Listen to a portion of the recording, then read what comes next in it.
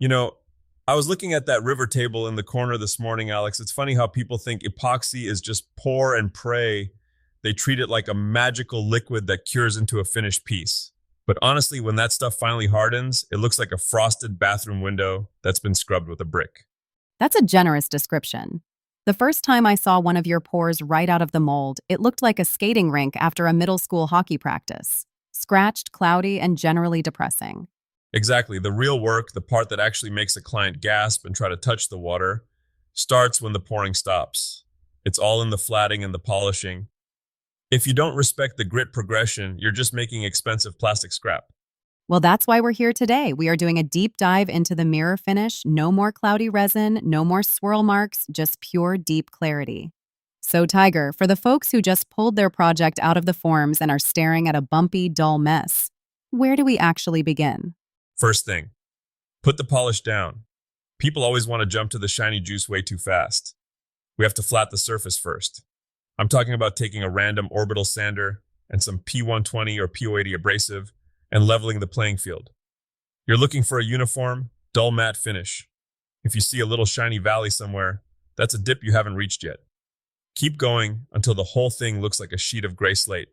P120, I feel like most woodworkers get nervous taking anything that aggressive to epoxy. Isn't there a risk of just chewing right through it? Oh, she's a tough customer, Alex. Epoxy is basically a very hard plastic. If you start at 400 grit because you're scared, you're going to be sanding until the next solar eclipse. You need that 120 or 180 to knock down the high spots left by the resin's natural shrinkage or any slight overpour. I usually reach for something like those Mirka Abernet discs, the mesh ones. They don't clog up with resin boogers as fast as standard paper. Resin boogers. Very technical. So, once we've leveled it and it's flat as a pancake, what's the secret to the ladder? Because everyone has a different magic number of grits they swear by. There's no magic, just discipline. It's the staircase of sorrow if you skip a step. I go 120, 180, 240, 400, then jump to 800 and 1200. The leap from 400 to 800 is where the soul searching happens. After 400, I switch from dry sanding to wet sanding. That's a massive turning point. Okay, hold up. Wet sanding. This is where I usually see people making a massive mess and wondering why their wood is starting to swell. If you're doing a hybrid wood and epoxy piece, how do you keep the water from ruining the walnut while you're trying to polish the resin? That is the tightrope walk right there. You have to be surgical. I use a spray bottle with just a tiny drop of dish soap. It acts as a lubricant so the paper doesn't load up. You aren't pressure washing the table. You're just keeping the interface damp.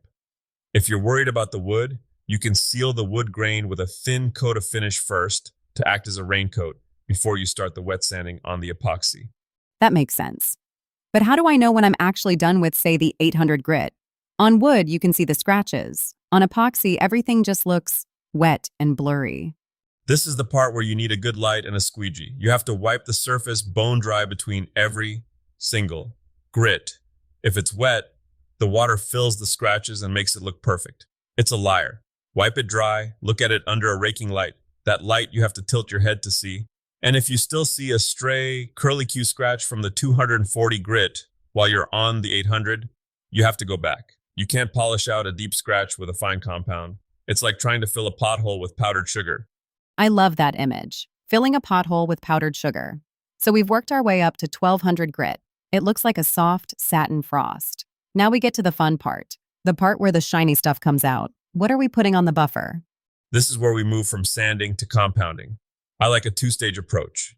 You want a heavy-duty cutting compound first, something like that NW1 white stuff. I use a medium-hard orange foam polishing pad on a rotary polisher.